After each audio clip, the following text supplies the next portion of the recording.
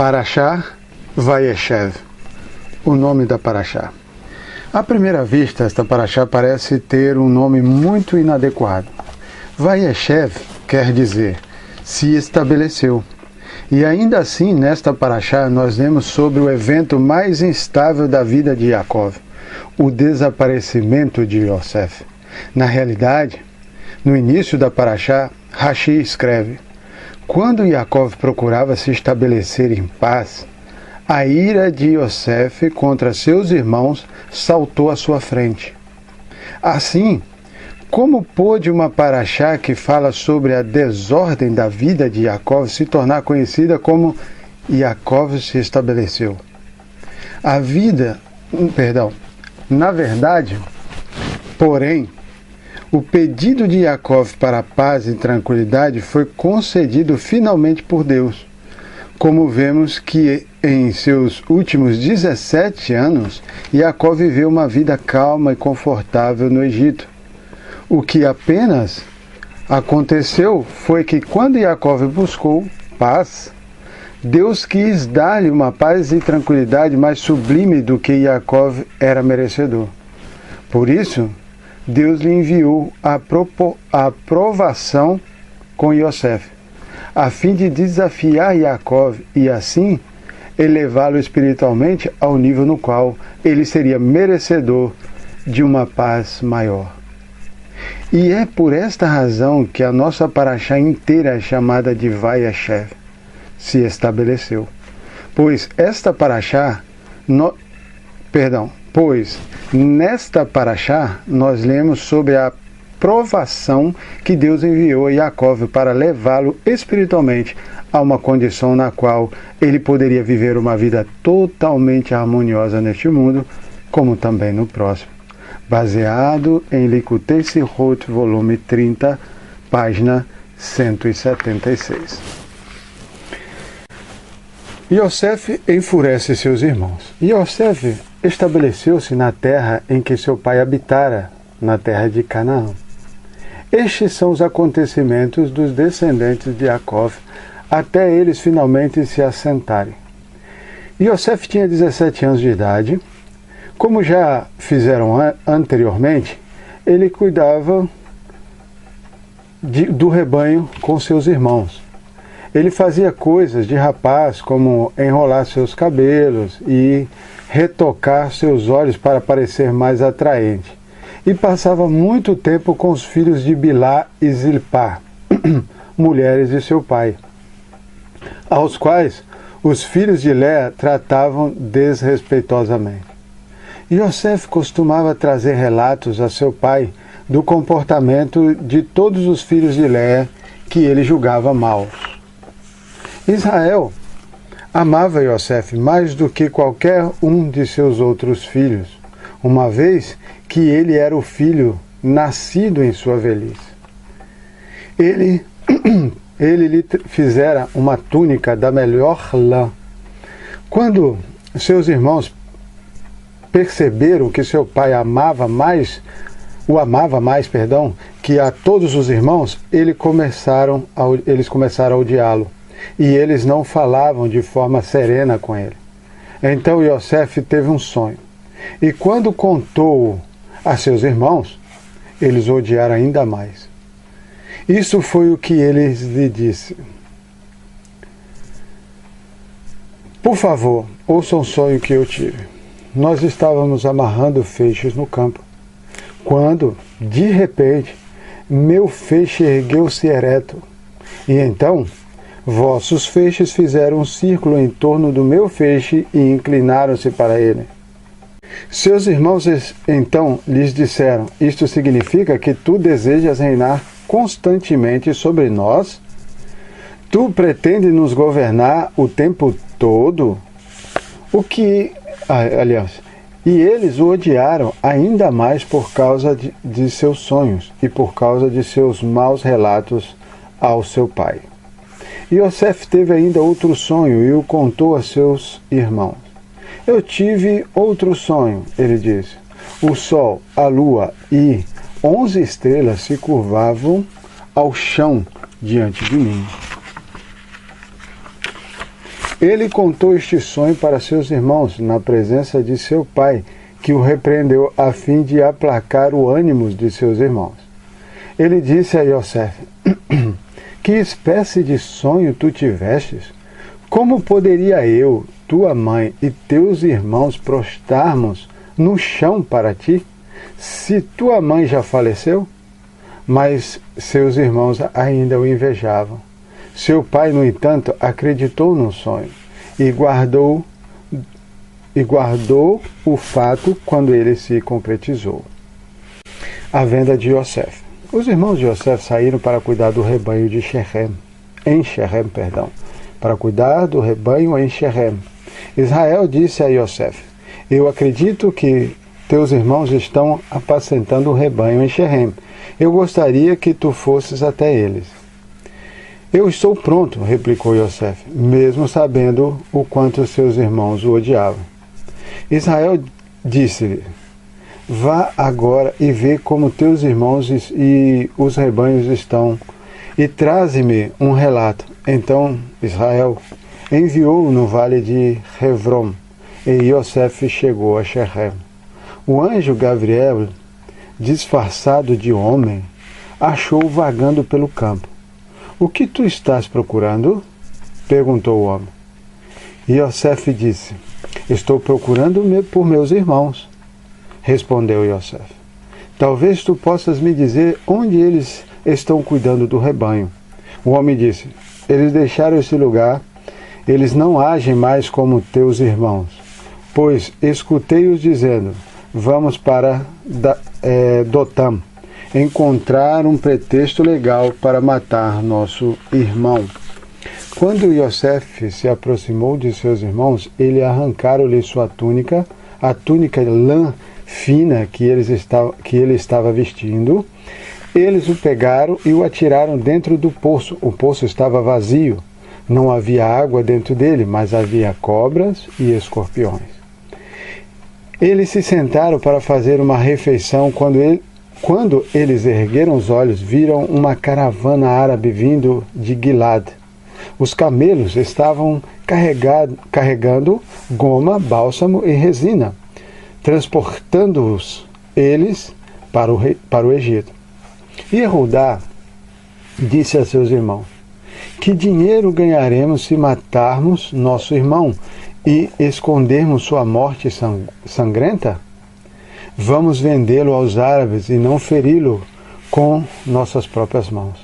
Além de tudo, ele é nosso irmão, nossa própria carne e sangue.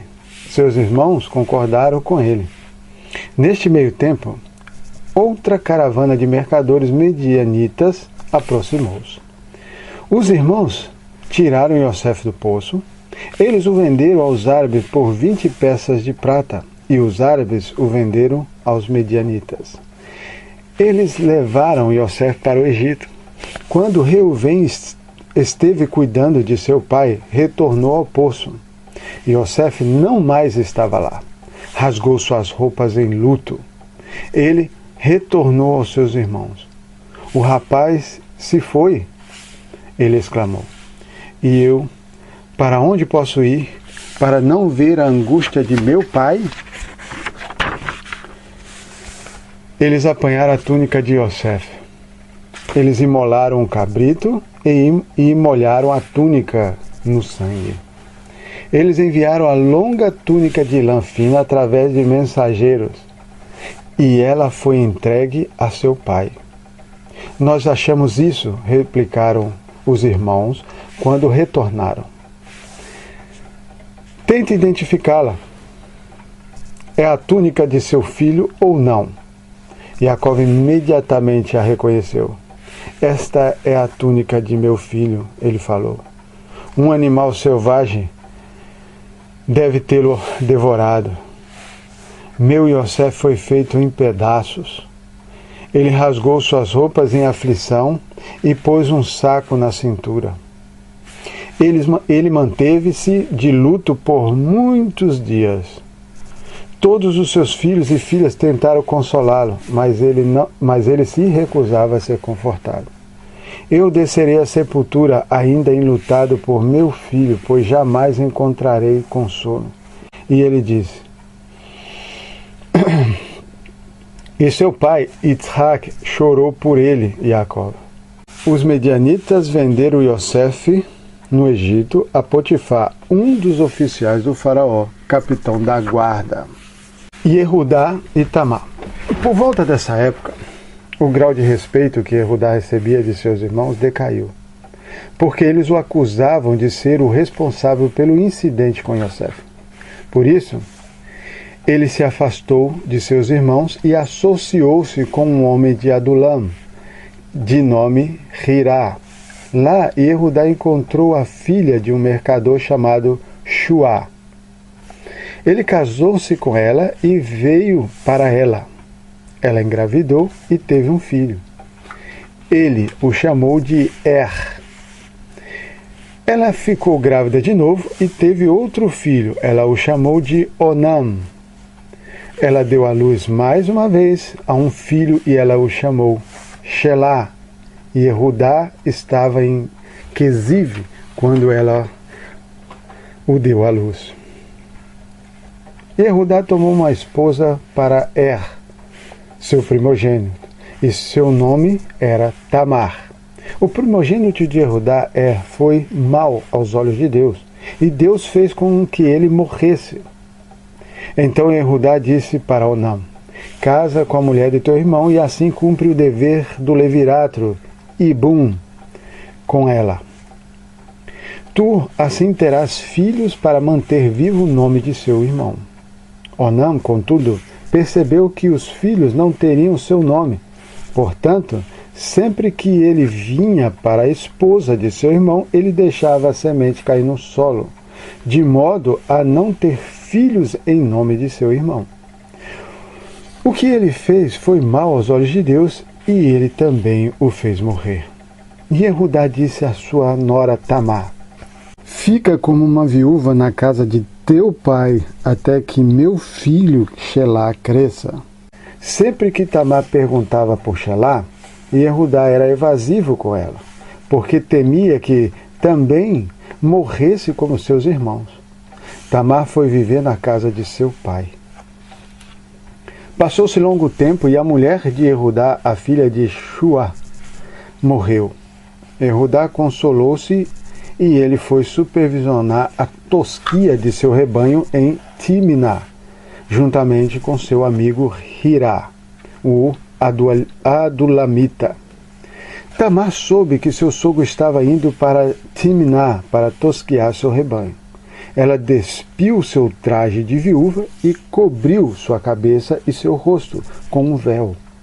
Assim, dissimulada, ela sentou-se na encruzilhada que ficava no caminho para Timná, a fim de se oferecer para Yehudá.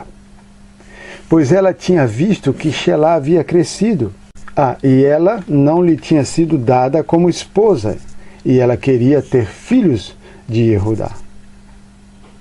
Yehudá viu, e como ela estava com o rosto coberto, achou que ela era meretriz, pois ela estava sentada em uma encruzilhada, e ele não a reconheceu. Ele saiu da estrada na qual viajava, e voltou-se para a estrada onde ela estava. Ele disse: por favor, apronta-te e deixa-me estar contigo, pois não sabia que ela era sua nora. O que tu me darás se tu vieres para mim? Eu te enviarei um cabrito do rebanho. Somente se tu me deres algo como garantia até que tu o envies, ela disse. O que tu desejas como garantia? Disse ele. Teu sinete, tua manta e o bordão em tua mão. Ela respondeu. Ele os deu e veio para ela, engravidando-a, de homens cuja força e retidão eram similares à de Yehudá. Ela ergueu-se e foi embora, tirando o seu véu e colocando de novo o seu traje de viúva. E Yehudá enviou o cabrito com seu amigo Adulamita, com a finalidade de retomar a garantia da mulher. Mas ele não a pôde encontrar. Ele perguntou à pessoa do local: onde está a consagrada prostituta? Ela estava perto dos poços gêmeos Einaim, ao lado da estrada. Não havia nenhuma consagrada aqui, lhe explicaram. Ele voltou a Yehudá e disse: não pude encontrá-la. Os homens do local disseram que não havia nenhuma prostituta consagrada lá. Que ela aguarde a garantia, replicou Yehudá. Não desejamos ser envergonhados caso a pessoa descubra o que aconteceu. E, além do mais, eu me esforcei para pagá-la. Afinal, tentei enviar-lhe um cabrito, mas tu não a pudeste encontrar. Passaram-se 3 meses e Yehudá foi informado. Sua nora, Tamar, se postou como uma meretriz e ficou grávida de sua licenciosidade. Que ela seja levada e queimada, disse Yehudá. Quando ela estava sendo levada para ser queimada, ela enviou a garantia a seu sogro com uma mensagem: eu estou grávida do homem que é dono desses artigos. Quando Yehudá chegou até lá, ela disse: se for do teu agrado, identifica esses objetos. Quem é o proprietário deste manto e deste bordão? E Yehudá imediatamente os reconheceu. Ela está certa no que diz. Ela ficou grávida de mim, e isto pode ser justificado porque eu não lhe dei o meu filho Shelá, ele disse. Ele não teve mais intimidade com ela, alternativamente, ele continuou a ter. O nascimento de Peretz e Zerah. Quando chegou o tempo para ela dar à luz, havia gêmeos no seu útero. Ao dar à luz, um dos bebês esticou a mão. A parteira o agarrou e amarrou um fio escarlate nela. Este saiu primeiro, ela anunciou. Então, depois que o bebê colocou sua mão de volta para dentro, seu irmão saiu. Tu te afirmastes com tanto esforço. Paratzta alerá paretz, ela disse. E Yehudá chamou a criança de Peretz. Seu irmão, com um fio escarlate na mão, então nasceu. E Yehudá o chamou de Zerah, por causa da aparência brilhante, Zerihat, do escarlate. Yosef na casa de Potifar. Yosef foi levado para o Egito e Potifar, um dos oficiais do faraó, o capitão da guarda, homem egípcio, o comprou dos árabes que o trouxe para lá. Deus estava com Yosef e ele o fez ter muito sucesso. Em pouco tempo, ele já estava trabalhando na própria casa de seu senhor egípcio. Seu senhor percebeu que o nome de Deus estava sempre em seus lábios e que Deus conferia sucesso a tudo o que ele fazia. Yosef ganhou favor com seu senhor e em pouco tempo ele foi designado servo pessoal de seu senhor. Potifar o encarregou de sua casa, dando-lhe a Yosef a responsabilidade sobre tudo que possuía. Tão logo encarregou Yosef de sua casa e posse, Deus abençoou o egípcio por causa de Yosef. A bênção de Deus estava em tudo que ele tinha, tanto na casa como no campo. Ele deixou todos os seus negócios nas mãos de Yosef, sem se preocupar com eles, exceto o alimento que ele mesmo comia. E como Yosef tinha tudo sob seu controle, ele mimava a si mesmo, de modo que Yosef tornou-se belo de porte e de semblante. Deus disse: tu estás preocupado com futilidades enquanto teu pai sofre. Eu incitarei o urso contra ti. E foi depois dessas palavras de Deus, a mulher de seu senhor lançou os olhos em Yosef. Deita comigo, ela disse. Ele, inflexível, recusou. Ele argumentou com a mulher do seu senhor. Meu senhor nem sequer sabe o que eu faço na casa. Ele confiou-me tudo o que possui. Ninguém nessa casa tem mais poder que eu. Ele não me proibiu de nada, com exceto de ti, sua mulher. Como eu poderia cometer tão grande mal e pecar contra Deus? Ela falava a Yosef dia a dia, mas ele não lhe prestava atenção. nem mesmo deitava na mesma cama que ela ou ficava com ela. Então, quando um determinado feriado religioso chegou, Yosef veio à casa para fazer seu trabalho. Nenhum dos serviçais estava em seu interior, já que todos tinham ido para o templo de idolatria. A mulher de Potifar agarrou-o pelas roupas. "Dorme comigo", ela implorou.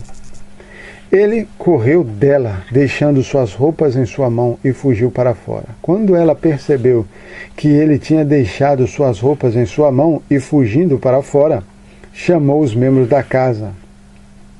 "Vejam", ela disse, "meu marido trouxe-nos um hebreu para nos perverter.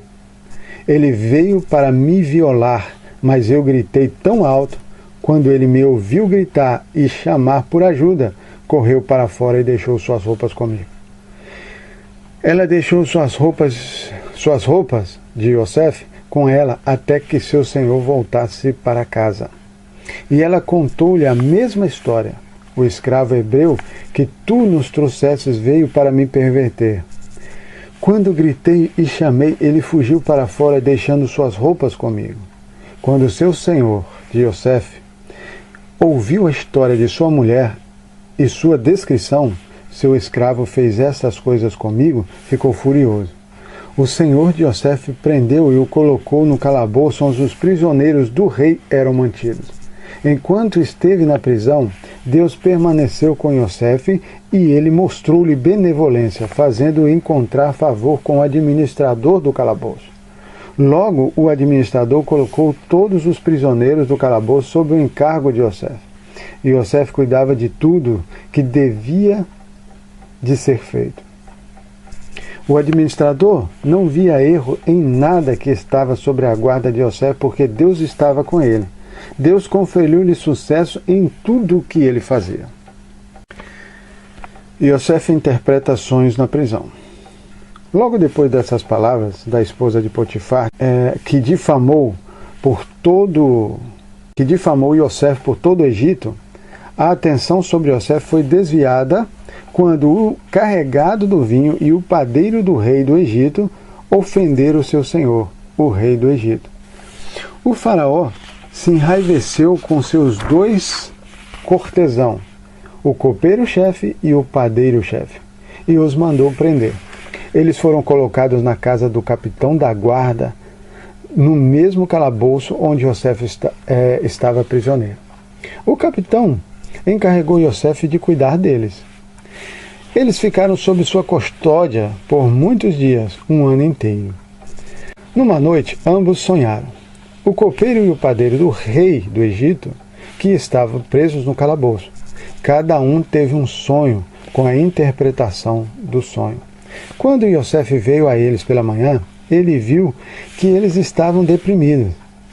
Ele perguntou aos cortesãos do faraó que eram seus companheiros de prisão na casa de seu senhor, dizendo: "Por que suas faces parecem tão apreensivas hoje?"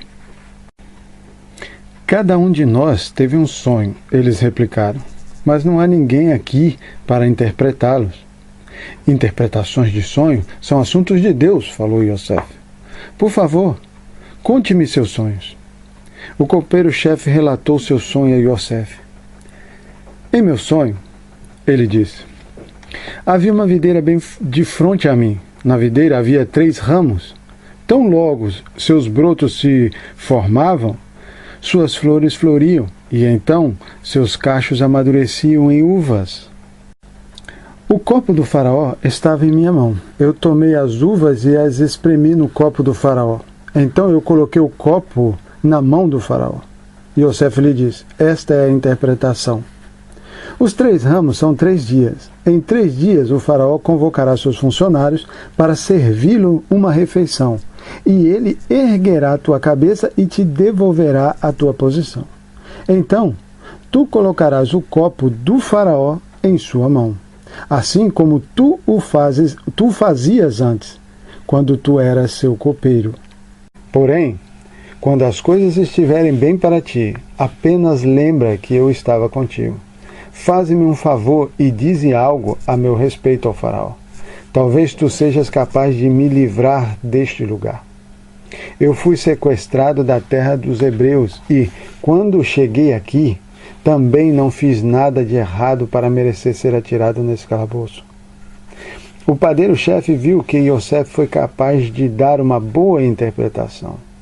Ele disse a Yosef: eu também me vi em meu sonho.